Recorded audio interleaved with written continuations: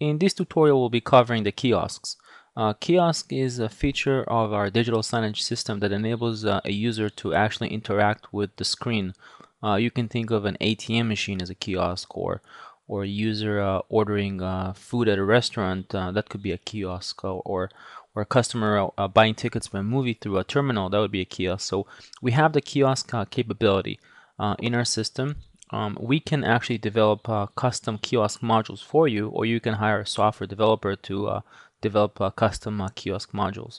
But in this video, we'll cover the different aspects of our kiosk and how to enable the kiosk per campaign, and how to upload the kiosk modules into the system. So the first thing we're going to do is we're going to download a template, a kiosk template that we have developed.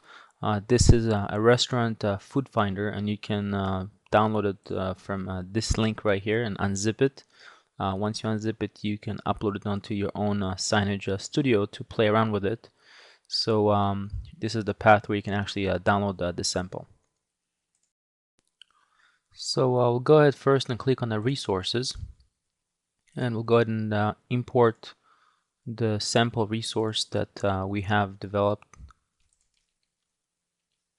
which is right over here, restaurant module.swift. And as I mentioned just a few seconds ago, you can go ahead and download this from our server as well. So I just went ahead and saved it, and now I'm uploading it to the server. Once the resource is done uploading, we need to mark the resource as both a Flex module and access external domain. This was developed using Adobe Flex, so we need to mark it as a Flex module.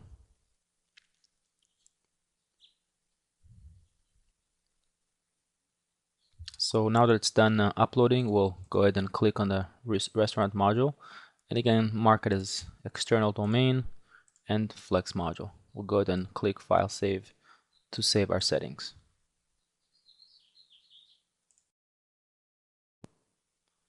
Next, we'll switch to editors, and really the best way to do this is to add a new scene. And I'll go ahead and click on the plus sign, add a new scene, double click on it, and call it Kiosk. This is our scene right here, the white background, so make a little bit more room here. Then we'll switch to the Resources tab, and we see our restaurant Swift that we just uploaded. We'll go ahead and drag it onto the scene, and we'll click on it. We'll give it a border so it's a little bit easier to see where our scene, where our kiosk reside. We want this particular module, the kiosk module, to occupy the full screen division, or actually the full scene. So I'll go ahead and set this to be full width and height of the scene. So this is done. So the next thing we'll do is we'll switch to the campaign, and we'll click on the campaign entry right here. This way we get the properties on this side, and you see that we have a checkbox here for Kiosk Mode. So we want to go ahead and enable the Kiosk Mode. This will enable mouse and keyboard interactivity with this particular campaign. The password key, the kiosk key, is the key that allows an admin to exit the kiosk. Obviously, you don't want a public terminal or users just going into the software and exiting the kiosk and going into the operating system and messing things up. So this is a password key that in order for the admin to actually close the kiosk, you can press escape, and then in our case it's 1 2 3. So we can escape 1 2 3, we'll exit the kiosk. So you want to make sure that this is checked, and you can put whatever password for your system. The next thing you want to do is you want to go ahead and use the scene, the kiosk scene that we've created. So we'll click on the toolbox, switch to scenes, and drag our kiosk scene onto this free blue channel that's available and free right now. Go ahead and zoom out a little bit and extend it all the way to the length of the timeline. Go ahead and double click the kiosk.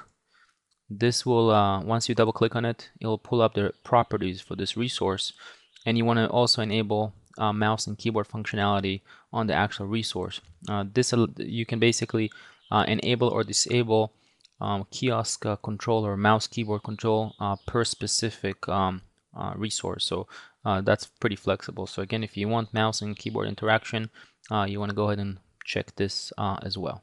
We're going to go ahead and click on save to save our configuration. So just to recap real quick the steps, we went to the resources. We've uploaded a custom module kiosk that we have developed. So we've uploaded onto the server. We marked it as access external and flex module. We went to the editors, made a new scene, dragged the resource module onto the scene and made sure it occupies the full length and height of the scene. We switched the campaign, made sure that kiosk functionality is enabled at the campaign level, then added the kiosk scene to our free channel, double clicked on the channel and enabled kiosk inputs at the level of the actual resource. And the last thing we need to do now is just preview our newly created kiosk scene and just check it out and see that it works. I'll go ahead and resize the browser here so we get a good view. Right now it's loading all the modules, and you'll see that in a second it's going to load our kiosk module. And here's the kiosk. We see the screen divisions, the ticker on the bottom, and you actually have control, mouse control on the actual kiosk module. And that's the only module you can interact with because that's the way we've set it up. It's important to remember that in this case we're using a mouse, but if you have a touch screen capable hardware, this would actually be a person interacting with the kiosk. In this case we're using a restaurant finder, and you can go back and forth and pick a particular restaurant. I will go ahead and go back to the main screen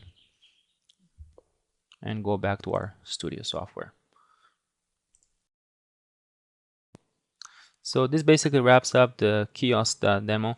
One thing to remember is that it's really intended to use on our Air player, not on the web player. So if you are going to download our sample Flex kiosk restaurant module, go ahead and install it into your Signage Studio. And once you upload it and configure your campaign and configure the module and channel, you should really test it using the Air player and not really the player preview as we've done here. As you'll just get much better performance and the interaction is going to be much smoother.